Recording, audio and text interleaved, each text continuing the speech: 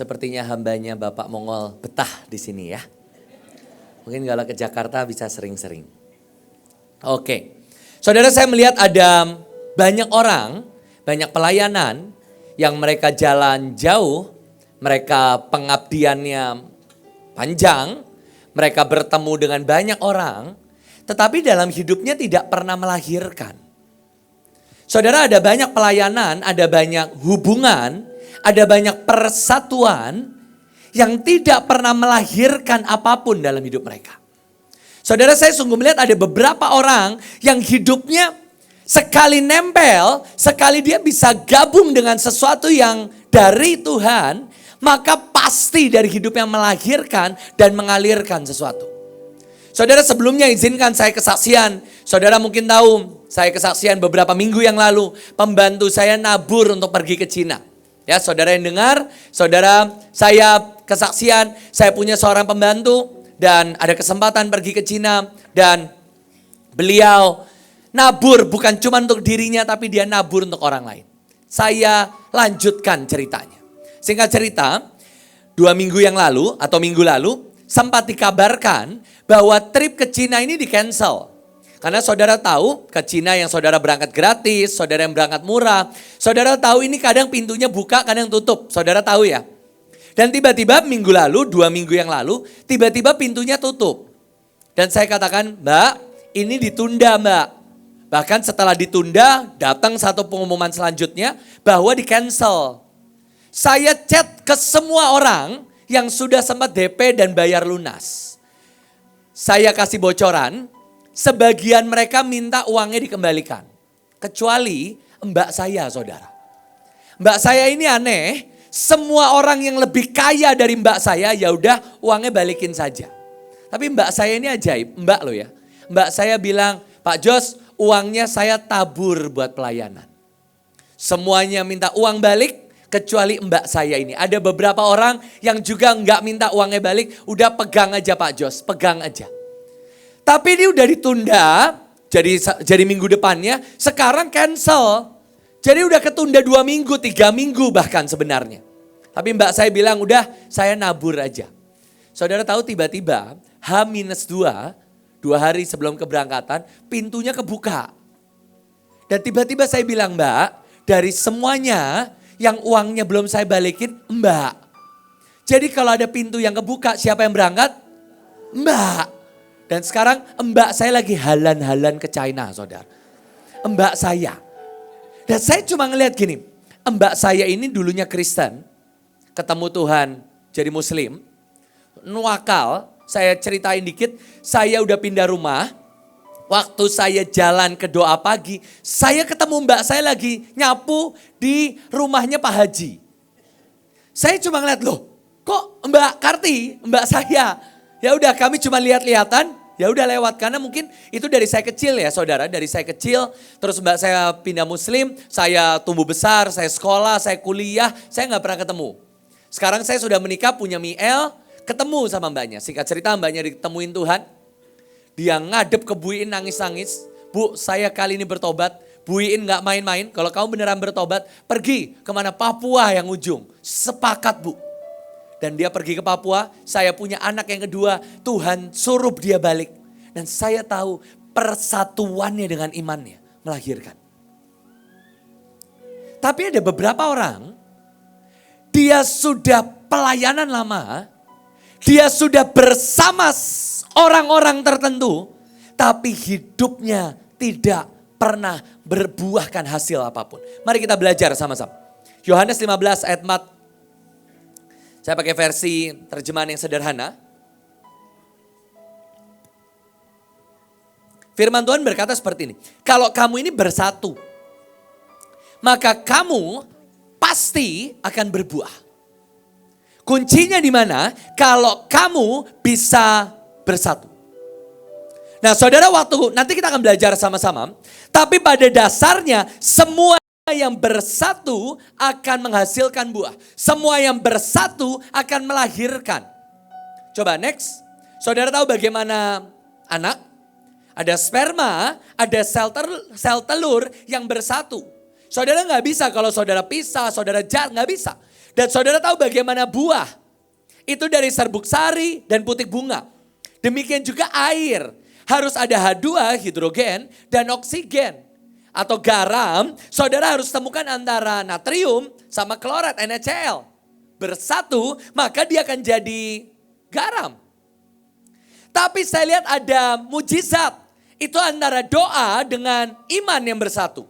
Saudara lihat bagaimana firman dengan Roh Kudus. Saudara lihat bagaimana kasih bertemu dengan pelayanan. Pasti ketemunya jiwa-jiwa.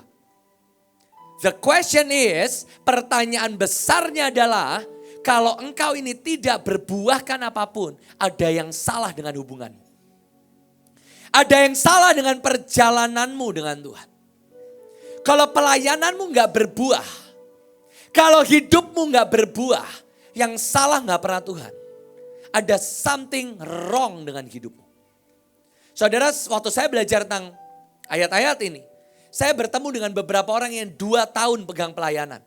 Dan saya tanya, ada nggak anak-anak yang lahir dari pelayananmu? Anak-anak yang sekarang bisa kita pakai jadi pemain musik, jadi pengkhotbah, jadi penyembah. Gak ada kok, semuanya hilang. Ada yang salah dengan pelayananmu. Uang selalu gak ada kok. Gak ada yang nabur buat pelayanan kita. Ada yang salah dari pelayananmu. Hidup kami berantakan kok. Ada yang salah dengan hidupmu. Ada yang salah dengan hubunganmu. Kok setiap kali aku pelayanan sama dia pasti gak jebol kok. Ada yang salah dengan hubunganmu. Ada yang salah dengan timmu. Kejadian 1 ayat 24. Selalu harus ada 2 faktor. Harus ada 2 hal yang disatukan. Waktu Tuhan berkata, aku mau ada makhluk yang hidup, bukan makhluk yang mati. Aku mau ada makhluk yang hidup. Ada sebuah pelayanan yang hidup. Bukan cuma sekedar air, bukan cuma sekedar cahaya, bukan cuma sekedar bumi, tapi aku mau ada yang hidup. Maka Tuhan tidak berfirman kepada nothing. Kalau saudara belajar, Tuhan menciptakan terang itu dari nothing, gak ada. Tapi waktu Tuhan mau ada yang hidup, maka firman harus bersatu dengan bumi. Saudara nanggap? Firman harus berfirman kepada bumi. Maka bumi menghasilkan dan berbuahkan hasil. Saudara, semua yang sifatnya hidup itu harus 2. Dari Tuhan dan dari wadah. Wadahnya bisa saudara. Wadahnya bisa orang lain, wadahnya bisa pelayananmu, wadahnya bisa persembahanmu, wadahnya bisa imanmu, wadahnya bisa sepakatmu dengan pemimpin, wadahmu bisa apa? Pengharapan, wadahmu bisa kesetiaan. Tapi semua itu digabungkan dengan firman Allah, maka pasti berbuah. Tapi kalau enggak ada wadah, maka firman itu enggak akan menciptakan sesuatu yang hidup. Saya coba share sama istri saya, ngobrol. Kenapa ya ada yang aneh? Saya tahu beberapa orang sedang mengalami musim ujian. Ujian itu bagi saya yang menggembalakan youth, saya ngelewatin fase yang pertama, itu fase anak masuk ke kelas 12. Itu mereka persiapan ujian, persiapan masuk ke kuliah, beberapa mereka suka ngejar PTN atau beasiswa. Dan mereka berkata, kok aku gak mau pelayanan dulu, aku mau fokus cari kuliah. Itu ujian yang pertama. Nanti mereka di kuliah, mereka ujian lagi kan. Mereka ada yang hilang di kampus, kena pergaulan, kena apa, hilang. Tapi nanti selesai kuliah, nanti ujian lagi. Ujian apa? Cari kerja. Waduh kok sekarang aku udah sibuk kerja kok. Aku gak sempat hari Sabtu kebaktian. Pak Mongol yang sibuk aja sempat kebaktian saudara. Dia gak bisa. Wah sibuk banget kok aku kok. Aku pokoknya gajinya udah bermenit-menit lebih tinggi dari Pak Mongol pokoknya. Sampai kebaktian aja gak bisa. Tapi ada ujian selanjutnya ternyata. Beberapa mereka, ya aku kerja di luar, aku tetap pelayanan. Banyak orang memutuskan full time, memutuskan untuk ada di pelayanan. Tapi ternyata saya baru tahu ada ujian selanjutnya. Pilih pacar saudara. Ternyata pilih pacar adalah, pilih jodoh adalah fase ujian selanjutnya. Dan ini ternyata ujian yang paling mengerikan saudara. Di Di anak kelas 12 saya bisa katakan 50% anak-anak youth bertahan. Kuliah aman kok, kami tetap pilih Tuhan. Selesai mereka kuliah, beberapa dibeasiswain. Begitu selesai beasiswanya, punten undur diri. Nggak apa-apa juga. Tinggal sisa 50%-nya lagi. Tapi sekarang ujian yang terberat melanda mereka semua. Nah saya cuma bilang gini, memang yang paling mengerikan adalah karena beberapa mereka wadahnya adalah sepakat dan kesetiaan.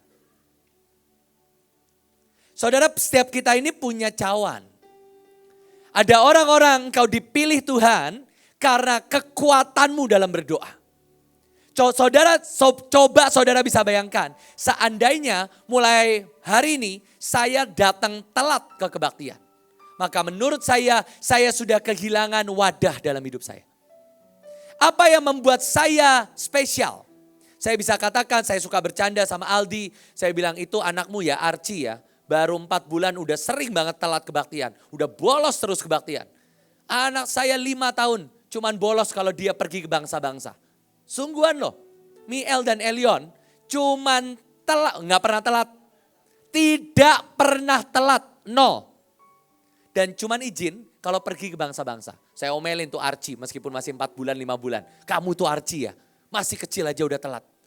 Bangunin papa mamahmu, saya bilang. Saudara, kita ini punya wadah. Wadah saya salah satunya datang on time. Saudara akan menemui saya setengah omnipresent. Di semua kebaktian pasti saya muncul. Ke Kamis, pergi ke Jogja, hari ini muncul lagi di tempat ini. Gak pakai menginap-menginap. Saudara, hari Rabu kalau saya gak ke GWR, saya muncul di Mahligai. Pong. Beberapa orang gak ada. Saya muncul. Kenapa? Saya tahu itu wadah saya. Saya nyanyi gak terlalu bisa. Saya khotbah gak terlalu bisa. Saya nari gak terlalu bisa. Tapi satu yang saya tahu pasti. Saya ini lebih rajin dari banyak orang. Saudara tanya Pak Fendi. Saya setiap Rabu latihan nari di Hananel, saya gak pernah absen saudara. Muncul aja terus. Mau kondisi kayak apapun muncul aja. Mau Jakarta kemarin minggu lalu demo, muncul lagi saya. Katanya hari minggu lalunya kan jalan tol ditutup, muncul juga saya doa pagi. Hari minggu. Di Hanci itu jam 6 doa paginya, kebaktian jam 7. Sudah muncul saya. Pemain keyboardnya telat karena tolnya kan ditutup-tutupin. Saya main keyboardnya. Itu cawan. Dan waktu firman ketemu cawan saya. Maka saudara lihat semua yang lahir ini. Salah satunya apa? Ya saya lihat pasti GWR kok. Saya jadi pemimpin di Mahanaim. Kenapa? Bukan karena saya anak buiin saya bisa katakan. Tapi ada wadah yang berjumpa dengan firman. Saudara lihat Maria dengan Yesus. Ini menurut saya kisah yang menarik. Matius 1 ayat 18 dan Lukas 1 ayat 27. Untuk Yesus lahir, Yesus perlu siapa? Yesus perlu Yusuf gak sih sebenarnya? Yesus perlu Yusuf gak? Roh Kudus masuk ke Maria, ya kita setuju ya. Dan itu membuahkan, dikandung sama wadahnya Maria. Tapi firman Tuhan mencatat, Yesus tidak boleh fatherless saudara. Yesus tetap harus punya bapak, meskipun maaf, bapaknya ini gak punya sumbangsih, maaf. Dalam kelahiran Yesus. Mungkin pegangin tangan Maria, sama mungkin nenteng Maria sampai ke Bethlehem, mungkin itu. Tapi saudara nangkap, untuk melahirkan Yesus, Elizabeth perlu mandul, supaya Yohanes lahir di kira-kira waktu yang sama. Dia mandul sekian puluh tahun supaya apa? Ini menjadi satu kolaborasi melahirkan yang ajaib. Saudara, untuk engkau melahirkan, saudara itu perlu orang-orang yang tepat. Yang saudara pikir dia gak ada sumbangsihnya dalam hidup saya. Ada saudara. Saya gak bisa sebut namanya, tapi saya bisa katakan ada seorang istri di tempat ini, ada seorang ibu di tempat ini. Yang tanpa suaminya yang KDRT, tanpa suaminya yang jahat, kejam dan jorok, istrinya tidak mungkin jadi siapa-siapa. Saya gak bisa sebut nama. Tapi tanpa suaminya yang benturin kepalanya ke tembok, bahkan nginjak kaki anak perempuannya, dia gak mungkin jadi. Dan menurut saya, banyak hal dalam hidup saudara. Saudara nggak bisa lihat kalau mereka adalah salah satu bagian untuk melahirkan sesuatu. Kemarin di Jogja, Bu In share dengan sangat baik. Setiap musim dalam hidup kita mari belajar nikmatin. Karena itu yang akan melahirkan saudara. Saudara mungkin saudara ya bayangin Yusuf, katanya itu Yusuf adalah orang tua. Makanya nama Yusuf terakhir ditulis di Alkitab waktu Yesus berumur 12 tahun dan Maria menjadi janda setelah itu. Maria menikah kira-kira di umur 14 tahun. Itu umur yang normal untuk mereka menikah dan punya anak. Yusufnya mungkin kira-kira around 70-60 tahun, kakek-kakek.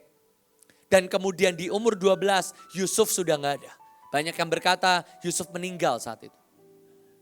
Tapi apa sumbangsih Yusuf dalam hidup Yesus? Menurut saya pastilah ada sumbangsih yang mengajarkan Yesus tentang manner, tentang kerja jadi tukang kayu. Bukan Maria kan tukang kayunya. Bapaknya ngajarin cara potong kayu. Yesus gak pakai kuasa kan untuk bikin kursi. Meskipun kalau Pak Agung cerita gitu ya. Tapi menurut saya Yesus tetap pakai gergaji. Dan itu siapa yang ngajarin? Yusuf kok. Yang ceritanya cuma sedikit. Dia gak banyak sumbangsihnya. Tapi dialah orang yang menjadi bagian saudara.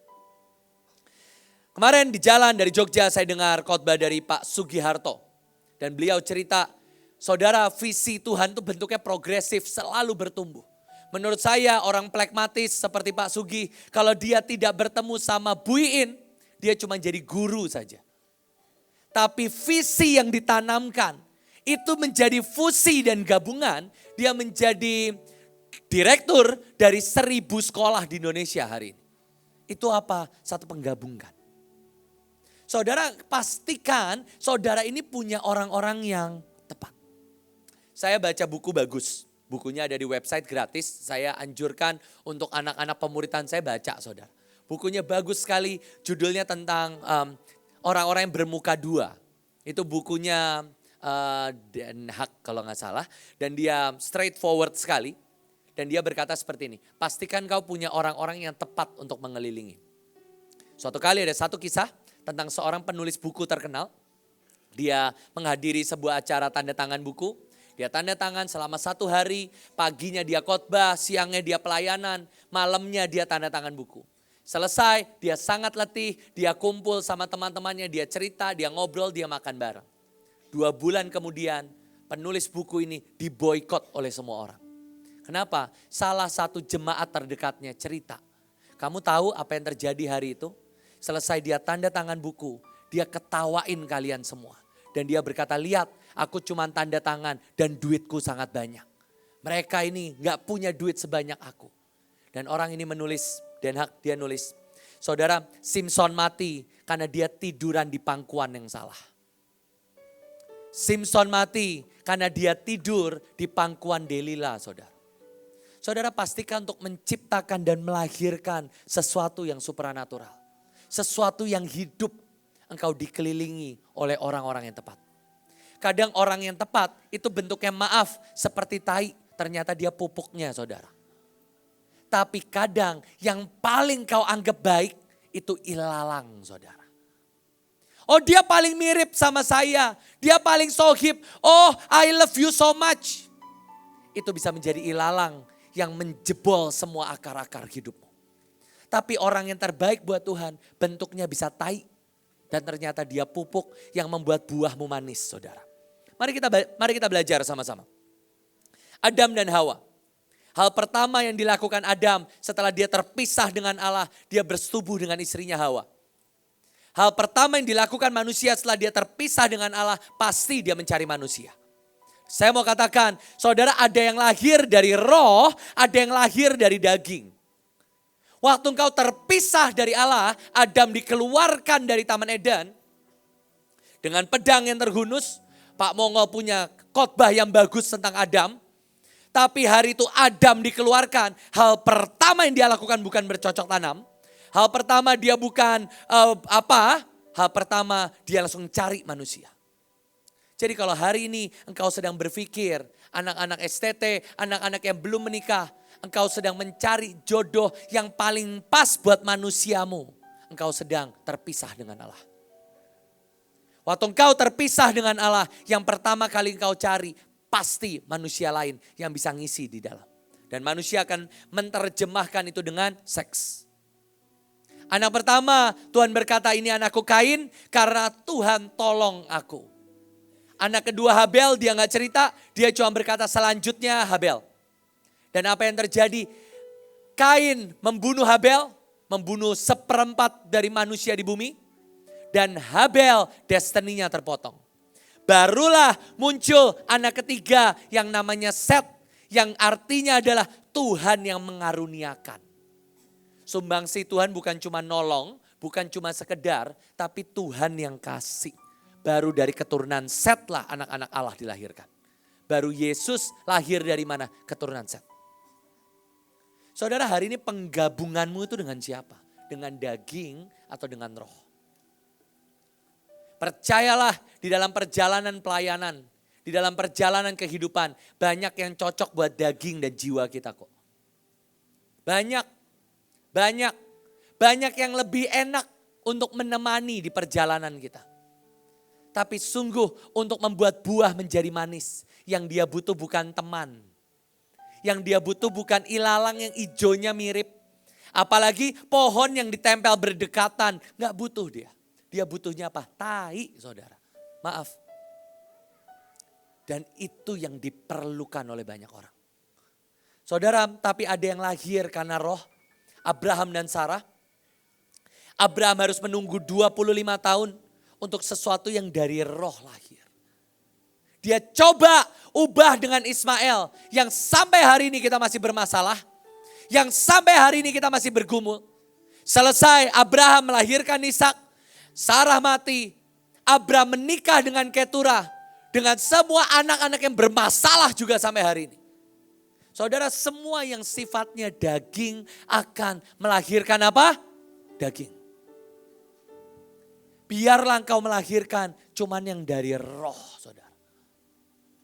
Cuman roh yang bisa melahirkan roh.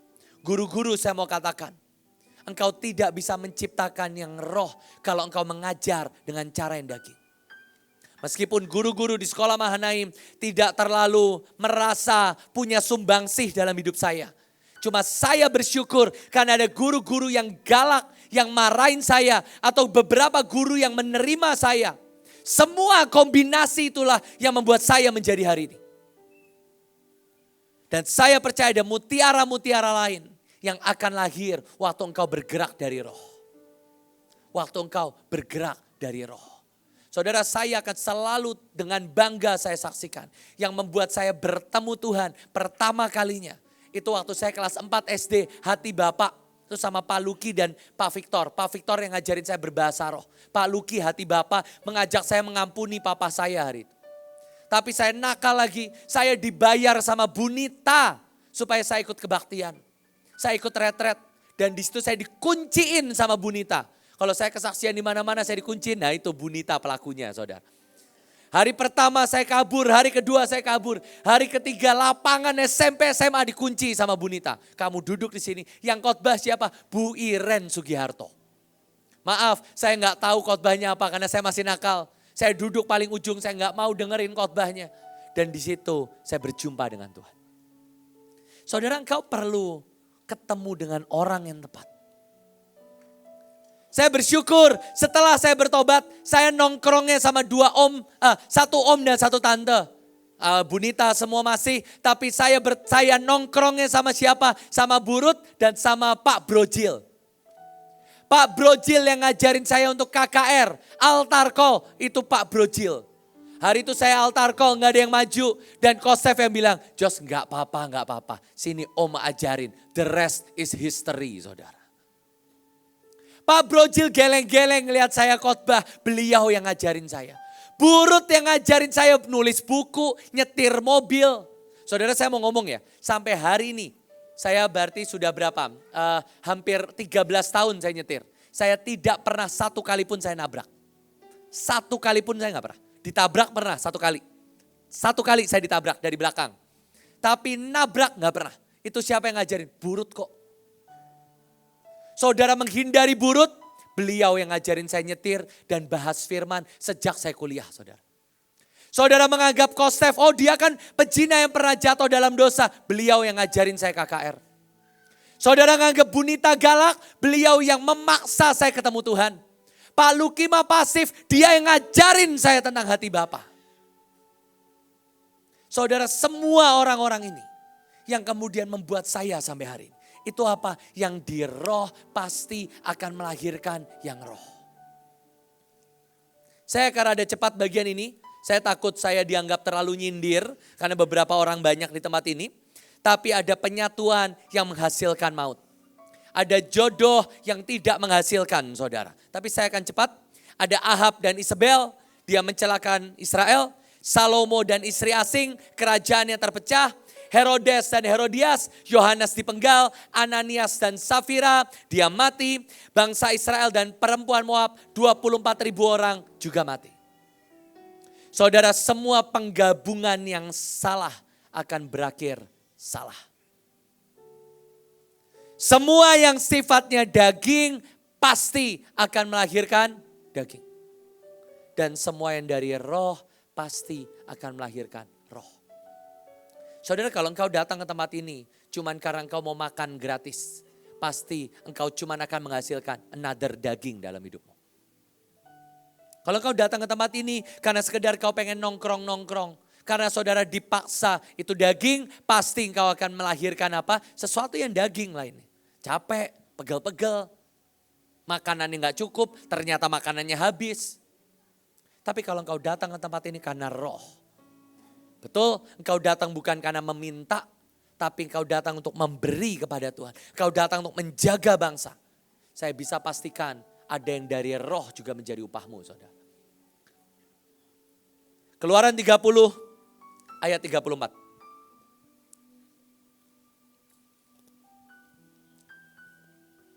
Berfirmanlah Tuhan, ambillah wangi-wangian. Ini yang sering kali kita bakar di hadapan Tuhan. Ada getah damar, kulit lokan, getah rasa mala, wangi-wangian serta kemenyan yang tulen. Masing-masing apa?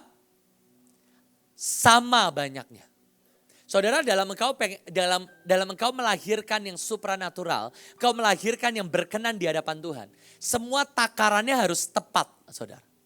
Dalam bahasa aslinya, dahsyat saudara, ternyata kata sama banyaknya itu bukan cuma sama jumlah ditambahinnya, tapi sama jumlah pemisahannya juga. Saya ulang, saudara, kata masing-masing sama banyaknya itu bukan sama diberinya, tapi juga artinya sama dipisahnya.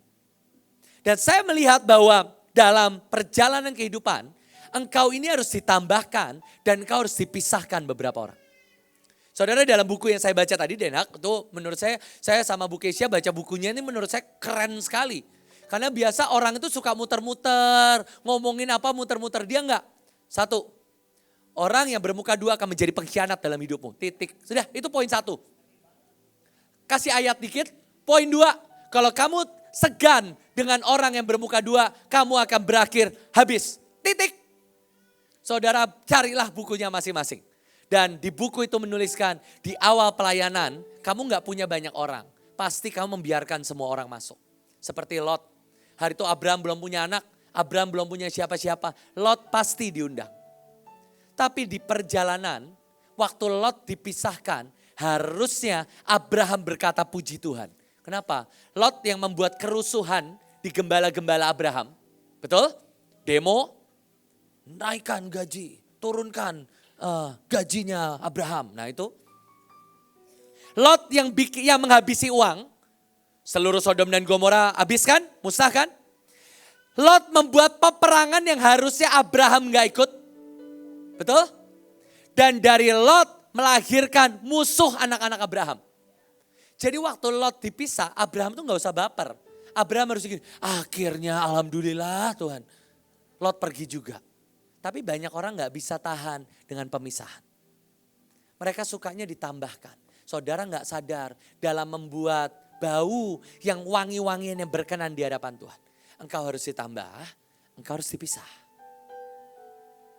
Engkau harus ditambahkan, engkau harus dipisahkan. Tapi ini juga bicara tentang semua itu harus pas. Saya setuju Pak Fendi itu berkata prioritas itu seperti juggling. Saudara, banyak orang berkata, Pak pokoknya Mahanem itu nomor 1, keluarga nomor 2. Jadi kalau Mahanem bikin kumpul, keluarga saya tinggalin. Nggak bisa juga. Itu juggling. Kadang keluarga lebih penting. Kadang kerja itu penting. Kadang tidur juga penting. Itu juggling. Nah, banyak orang ini nggak balance. Pak, istri saya sudah saya tumenin di muka kok nggak bertobat. Ya iyalah, ngamuk itu. Kamu minta maaf nggak? Wah nggak usah Pak, saya udah tumenin kok Pak. Nggak bisa. Makanannya saya kasih tumen Pak, sampai dia muntah-muntah Pak. Ya makanya dia ngamuk, saya bilang. Pak, saya udah puasa, saya udah doa. Waktu interview kerja saya pusing karena puasa. Nah ini saya bilang. Saudara, dalam membuat wangi-wangian yang berkenan di hadapan Tuhan. Saudara, ini perlu pas. Sama-sama katakan, pas. Saudara pergi pelayanan, pas. Saudara mengabdi di rumah, pas. Di sini jangan ada emak-emak yang senggol-senggol anaknya ya. Mama-mama juga perlu pas. Anakmu gak usah dipegangin kebanyakan. Kadang pegang, kadang lepas. Harus pas. Menurut saya Bui itu orang yang luar biasa. Kenceng, kendor, kenceng, kendor. Dan itu pas. Saya disuruh kuliah di Jakarta, tapi setiap kosong harus balik ke Mahanaim. Kalau misalnya ada acara, kami sering ngobrol, ada acara di Semarang, ujian, kami naik pesawat, pelantikan di Holy Stadium, kami naik pesawat lagi pulang. Kalau ibadahnya malam, kami naik kereta paling malam. Pagi-paginya jam 7, ujian saudara. Dan disitulah nilai terbaik kami itu waktu bolak-balik Holy Stadium. Pas. Hidupmu itu seringkali enggak pas. Saudara ilahi yang daging lupa. Saudara ngejar daging, yang rohani lupa, yang ilahi lupa. Itu perlu pas. Saudara mau ke bangsa-bangsa. Saudara nyimpen uang harus. Pemetaan harus. Isi cawan harus. Ini ada satu kesaksian, saya bongkar supaya dosanya berkurang. Kami ini harusnya punya satu negara namanya Kongo. Singkat cerita, kami berdoa untuk negara Kongo ini hampir setahun dari awal tahun. Tiket itu dari sekitar 35 juta turun jadi 14 juta. Saya langsung bilang kalau 14 juta beli, berangkat langsung. Kalau 30 wah berat, satu orang 30 juta. 14 beli. Begitu dibeli saya bilang sekarang urus visa dengan benar. Visa itu gampang kok, 3 hari keluar kok. Enggak, urus gampang kok. Ya udah, nanti aja. Saudara tahu, sampai akhirnya di hari H berangkat, visanya enggak keluar. Tiketnya angus, saudara. Jadi kami mengaku dosa, Kongo belum berhasil. Harusnya tanggal 1 kami berangkat. Tapi enggak berangkat, kenapa? Visanya ngurusnya telat. Dan itu apa? Enggak pas. Enggak taat. Ketaatannya enggak pas. Saya udah doa loh, saya udah isi cawan. Iya, tapi ada yang gak pas, yaitu apa? Saya udah bilang urus visa sekarang. Kalau mau berangkat ke Malaysia, berangkat, urus. Aman kok, aman, online. Gak pas. Saudara, kalau engkau ingin bawa sebuah wangi-wangian yang berkenan di hadapan Tuhan. Ditambah ini harus pas. Upgrade-nya pas. Ada orang, Pak saya didoain saya mau jadi pengusaha, oke? Apa yang kamu lakukan sekarang? Doa dan puasa. Oke, apalagi? Cuman itu Pak? Enggak. Enggak pas itu. Kamu harus belajar. Kamu harus mulai buka usaha kecil-kecilan. Enggak Pak, nanti tahun depan baru saya jadi pengusaha. Enggak pas itu. Mulai dari sekarang. Nanti tahun depan datang 1 miliar, saudara bisa ngelolanya. Pas.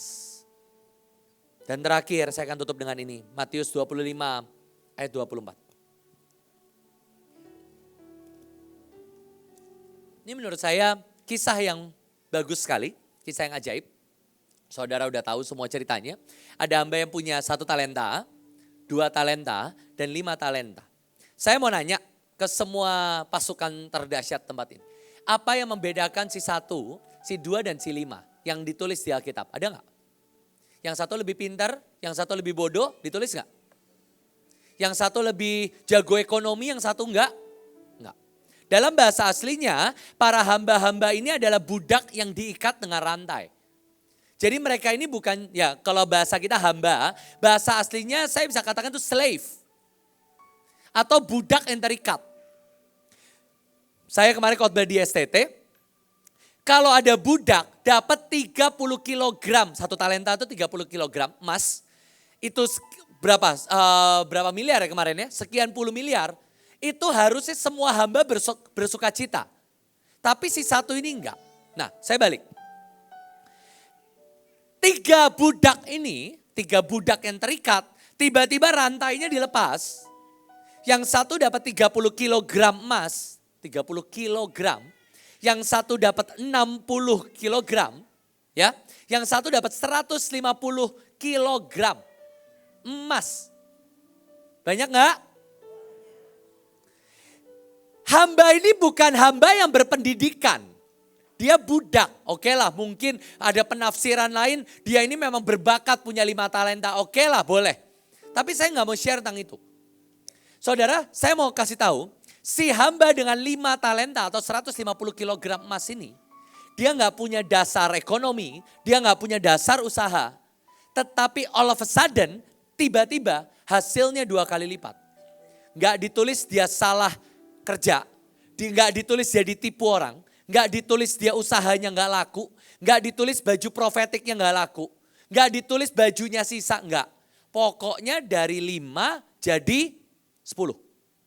Yang 2 langsung otomatis. Dia nggak ditulis, oh dia salah masukin bank, dia salah masukin ke Fintok, jadi uangnya hilang, nggak ditulis. Pokoknya dia kerja jadi 2 kali lipat. Tapi yang satu ini punya sifat yang beda. 1, dia takut. 2, dia tidak melakukan. Dan hari ini saya mau katakan, saudara yang membedakan antara si 1 talenta dengan yang 2 dan 5. Yang 2 dan 5 ini cuma punya 1 modal. Yang ditulis di Alkitab. Apa? Sepakat. Yang 2 dan 5 gak ditulis dia lebih pintar. Tapi kalau Tuhan yang ngasih aku untuk kelola, gua kelola ini beneran.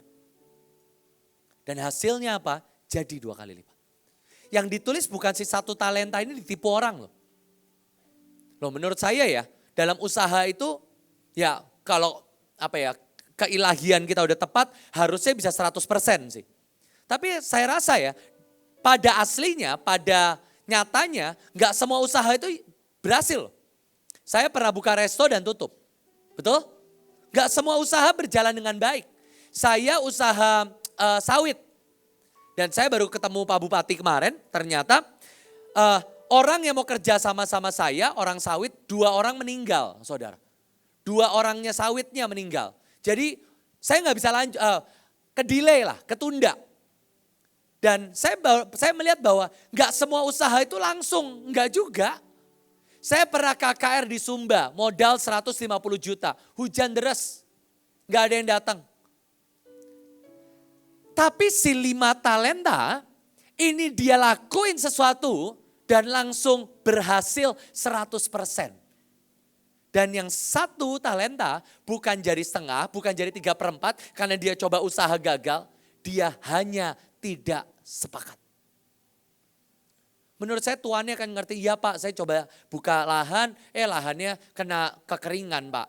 Saya coba jualan handphone, handphonenya tutup Pak. Enggak. Dia cuman tidak sepakat. Saudara, semua yang engkau tidak sepakat, engkau enggak akan bisa melahirkan. Itu perlu jumlah yang pas. Pemisahan yang pas. Ditambahkan yang pas. Kamu perlu orang-orang ini dalam hidupmu. Kamu perlu ketemu dia. Saya bersyukur sekali, menurut saya kan beberapa anak-anak rohani di bawah saya bukan anak kandung ya. Anak kandung masih kecil, masih lama. Anak rohani saya kan mau menikah. Terus saya bilang ke Kesia gini, iya Kes, saya ini punya role model mertua. Saya kan punya mermuda ya, Pak Wong dan Bu Grace. Saya kalau mau jadi mertua, saya mau jadi seperti mereka, saya bilang ke Kesia. Kenapa Jos?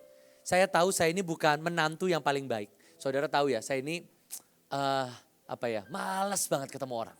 Kalau saya udah di rumah pakai celana pendek, saya tuh gak mau ketemu orang. Jadi seringkali saya bilang, Kes, bilang ke Pak Wong, saya lagi ada kerjaan dan gak bisa turun ya. Padahal saya lagi main game saudara.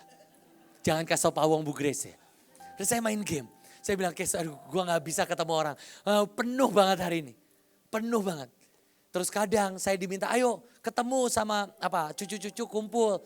Saya bilang, waduh Pak ada pelayanan. Beneran ada pelayanan kalau itu. Aduh ada pelayanan. Ayo Joshua sinciaan. Saya ini kan muka sipit tapi nggak terlalu sincian. Pak Yusak itu anti amplop saudara, anti angpau maaf. Jadi Kyonghi itu Pak Yusak nggak suka. Jadi saya itu suka bilang ke Kesia, Kes aku tuh nggak paham begituan. Dari kecil aku nggak ngerti. Ayo ikut Sincia. Nanti saya pakai baju merah gini-gini. Saya nggak paham saudara. Tapi saya bersyukur saya ditemui Pak Wong dan Bu Grace. Saya bilang ini, itu perlu ditambahkan dalam hidup saya. Pak Wong dan Bu Grace, orang-orang mertua yang paling cocok buat saya cuman mereka. Kalau enggak mertua lain rewel, ayo sini kamu menantu harus turut sama saya. Wah saya nggak sanggup, saya bisa ngamuk saudara. Kalau kata Nares, kamu nggak tahu saya siapa gitu ya. Saya nggak bisa. Dan nanti Pak Wong akan bilang, Joshua lagi mana capek ya? Udah nggak apa-apa biar dia di kamar. Cucu-cucu mana? Oh iya habis nari capek mau jalan-jalan sama tante-tante. Oh iya nggak apa-apa. Saya tahu saudara itu mertua yang terbaik. Dan saya bilang nanti waktu anak-anak youth saya menikah. Saya mau menerima menantu-menantu saya juga. Saya bilang. Besok saya mau ngedate sama menantu-menantu saya saudara. Ngedate. Kita play date atau double date saya nggak tahu. Saya bilang udah Kes gak apa-apa saya akan isi cawan me time hari ini. Jangan bawa orang masuk, saya me time. Besok saya mau ngedate sama calon menantu-menantu. Saya masih ditolak by the way sama calon menantu yang satu. Wah saya nggak bisa, nama disensor nanti mamahnya ngamuk saudara. Tapi ada satu menantu, ya saya mau ketemu Pak Jos. Nah besok saya ngedate, tunggu fotonya besok ya. Saya upload nanti di Instagram, wah double date gitu. Tapi saya ngeliat gini, saudara ada banyak orang. Yang saudara pikir saudara gak butuh mereka. Mereka Yusuf saudara. Yesus lahir tuh harus ada Yusuf. Saudara ada yang berani bilang Yusuf gak berguna di sini? Saudara drama Natal harus ada Yusufnya kan? Gak bisa Maria doang kan? Walaupun kalau arak-arakan Maria semua. Harus ada Yusuf. Saya pernah jadi Yusuf loh. Dikasih brewok. Tapi yang pertama harus ada pertambahan yang pas. Tapi ingat harus ada pemisahan yang pas. Saya bersyukur selama saya di kuliah, saya kupu-kupu, kuliah pulang. Saya ketemu dengan hamba-hamba Tuhan yang ajaib. Saya SRK, saya pelayanan, saya nongkrongnya di sanggar. Itu pemisahan yang pas. Dan yang ketiga, yang terakhir saudara. Dalam menciptakan double. Dalam menciptakan 2 kali lipat. Elisa cuma berkata gini, aku sepakat aku bisa lihat. Aku sepakat Yosua berkata, waktu dia didoain, Yosua kamu harus lanjutin. Musa, aku bukan anakmu loh. Semua orang pasti maunya Gersom. Enggak, aku mau kamu.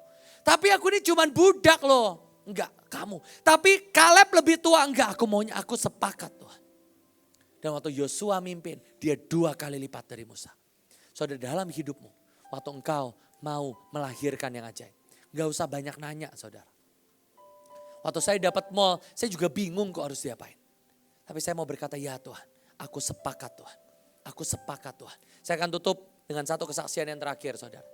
Saya tahu, saya percaya semua yang dari Tuhan itu sifatnya roh. Waktu saya pertama kali saya datang ke GWR, 7 kali saya bolak-balik. Saya cuma berkata Tuhan, saya nggak tahu ini mau diapain. Saya ingat saya cuma sepakat Pak Kasan bilang, kalau ini dari Tuhan, kamu jalan pakai iman. Kamu jalan pakai iman. Dan 2 minggu mungkin sebelum akhirnya saya diangkat jadi direktur saudara. Bu Iin cuma bilang gini, Jos kamu harus lihat seluruh mall ini diberikan buat kamu Jos. Ini diberikan buat kamu. Jangan lihat Tangerang, jangan lihat GWR sebagai beban. Ini milik pusakamu Jos. Dan saya cuma bilang gini, ya Tuhan aku tuh cuma mau sepakat. Singkat cerita, saya diangkat langsung jadi direktur. Saya ketemu dengan banyak orang yang ajaib. Saya tahu itu apa? Roh. Saudara itu cuma firman kan. Pak, kata Pak Kasan, kalau dari Tuhan jalan aja Pak, itu roh. Bu Iin cuma bilang, ini milik pusaka kamu. Saya cuma, ya Tuhan, aku mau Tuhan. Dan itu bersandar dalam induk telur saya. Saya mungkin punya on time, saya udah 2 tahun dudukin di sana. Saya udah nabur di sana. Dan tiba-tiba jadi buah. Saudara hari ini saya berdoa, tidak ada lagi yang mandul di antara. Semua pelayananmu, semua hubunganmu, keluargamu, semua tidak akan ada yang mandul. Mari pejamkan matamu sebentar. Mari pegang rahim rohmu saudara. Bapak kami sungguh berdoa Tuhan. lahirkan sesuatu yang ilahi Tuhan. Biar yang supranatural, yang glorious jadi bagian kami Tuhan. Jadi bagian kami.